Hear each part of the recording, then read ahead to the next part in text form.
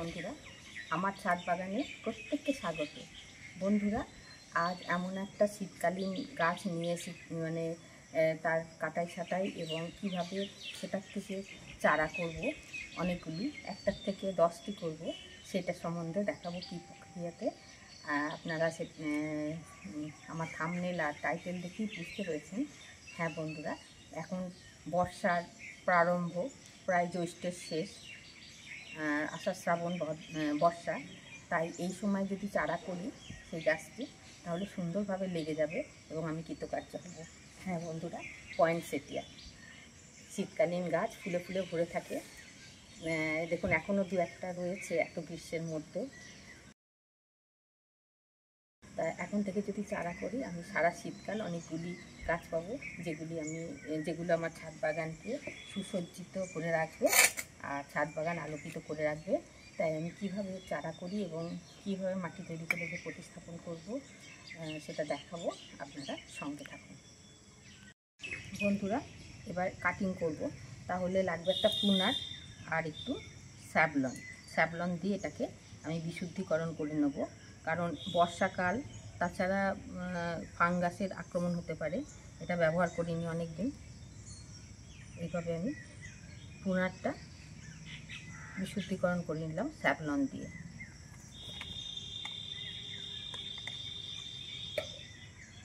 এবার এই গাছটিকে আমি একটু ছাতার আকার দিতে চাই, ছাতার মতন ছোপালো হবে, দেখতে ভালো লাগবে, বেশি লম্বা করতে চাই না। তাই আমি এইখান থেকে কাটা শুরু করলাম। ঠিক এইভাবে সমান করে কাটবো।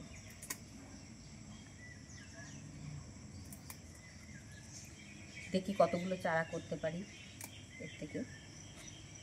আমি এটা অনেক দিন আগেই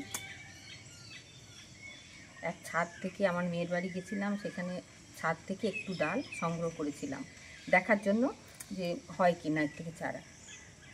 ছোট্ট একটা ডাল নিয়ে এসেছিলাম। তারপরে সেটা আমি রেখে দিয়ে, একটু ঠান্ডা জায়গা আমার ব্যালকনিতে রেখে দিয়ে চারা তৈরি করে 2 বছর ফুল পেলাম। কিন্তু ওর থেকে যখন ফুল হয়, তাহলে তো আমি চারা করে অনেক ফুল পাবো, অনেকগুলি গাছ করতে পারবো, এই আশা নিয়ে আমি একে কাটাই ছাটাই বা প্রুনিং করতে আসলাম। দেখি কতটা কৃতকার্য হই। দেখুন বন্ধুরা, গাছটা আমি এই আকার দিলাম। এখান থেকে ডালপালা বেরিয়ে এই গাছটা, এটা মাদার গাছেও তো ফুল পাবো। ফুল তো না, এগুলো পাতার রং হয়, আমরা পয়েন্টসেটিয়া ফুল বলি, কিন্তু ফুল নয়। এর থেকে এক বিজ্ঞানীর নাম অনুসারে পয়েন্টসেটিয়া গাছের নাম হয় এবং বিদেশে বেশি হয়, ঠান্ডা প্রধান দেশে এই গাছ বেশি হয়। ইদানিং বাংলাদেশ এবং ইন্ডিয়াতেও হচ্ছে, কিন্তু একে রোদে রাখলে হবে না, আর বেশি ঠান্ডা হলেও এরা হবে না। এবার ফাঙ্গিসাইড, সাপ পাউডার আমি কাটা অংশগুলোই দিয়ে দিলাম, যাতে ফাঙ্গাস না হয়। এইভাবে আমি হাত দিয়ে দিলাম, তুলি টানা হয়নি। এইভাবে প্রতিটা কাটা অংশে আমি সাপ পাউডার দিয়ে দিলাম।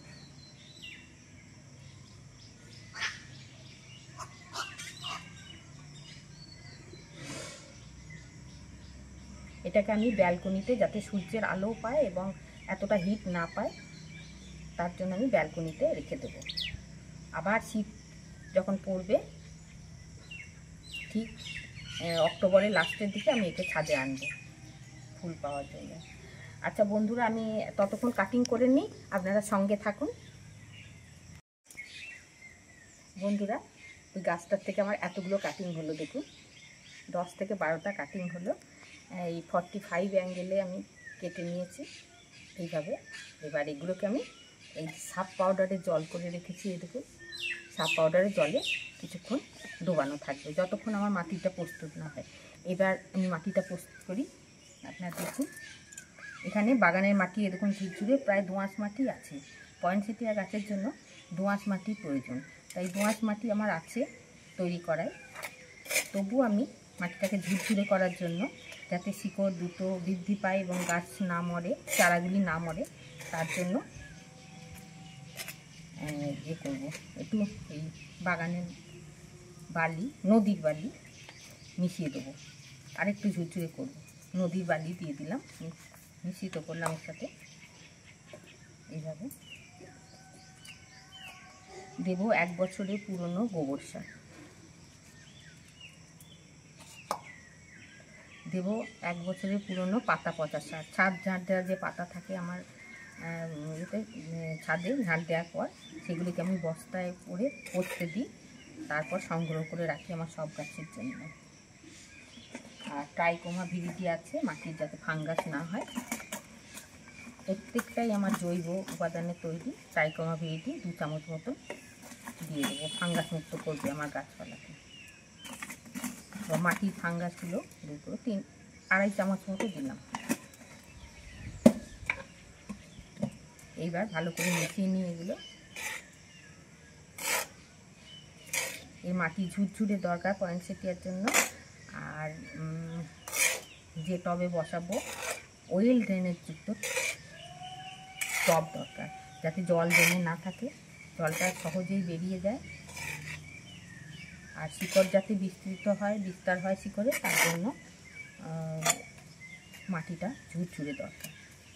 আর একটু খাবার তার সঙ্গে দরকার, সেই জন্য গোবর সার আর পাতা পচা সার আমি দিলাম।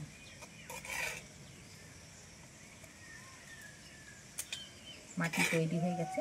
এবার এই ছোট্ট ছোট্ট কন্টেনারগুলো আমি কিনেছিলাম অনলাইন থেকে, এগুলো চারা করার জন্য।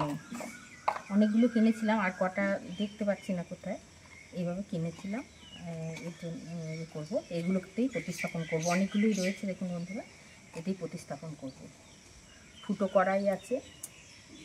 এবার নুড়ি পাথর দেবো না, ছাদের ভারও হবে, আবার এই প্লাস্টিকের কোটো ভেঙে যাবে। তার জন্য আমি দেব আমার ব্যবহার করা পরিত্যক্ত ফেলে দেওয়া জিনিস, ডিমের খোসা। ডিমের খোসা দিয়ে আমি এই টবের তলায় ছিদ্রগুলো বন্ধ করে দিলাম এইভাবে। এই দেখুন, এতে কি হবে, ছাদও ভারমুক্ত হবে ছাদে। আর এই যে তলার থেকে ডিমের খোসায় আছে প্রচুর পরিমাণে ফসফরাস, শিকড়গুলোই ফসফরাসের যোগান পাবে এবং দ্রুত বেড়ে উঠবে। এই দেখুন, আমি এইভাবে মাটি নিলাম, একটু গর্ত করে নিলাম। খুব সুন্দর মাটিটা তৈরি হয়েছে, দেখে বুঝতে পারবেন আপনারা, দারুণ ঝুরঝুরে মাটি হয়েছে। আর এই বর্ষার প্রথম, এগুলো লেগে যাওয়ার সম্ভাবনাই বেশি চারাগুলো। দেখা যাক কতটা কৃতকার্য হয়। এবার একটা করে চারা নেব, আর আমি এইভাবে প্রতিস্থাপন করব এরকম করে।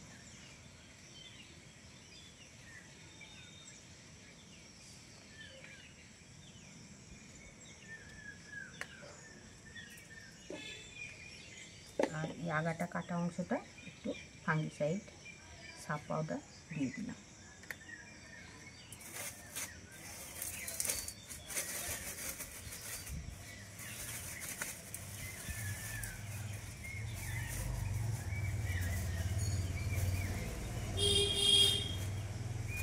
এইভাবে ঠিক ঢেকে দেবো।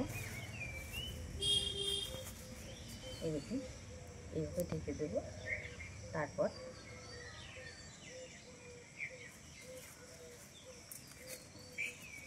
গার্ডার দিয়ে, যাতে হাওয়া না ঢুকতে পারে,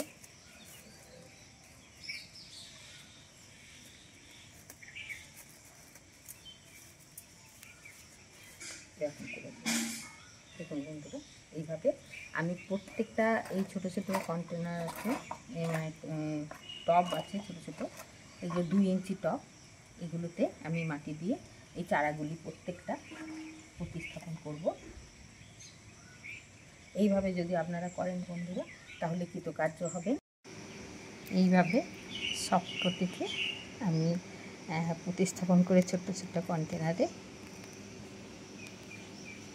এটা আমার ব্যালকনিতে রেখে দিলাম, কারণ এখান থেকে সানলাইটটা পুরো পাবে, অথচ তীব্র রোদ্দুরটা লাগবে না।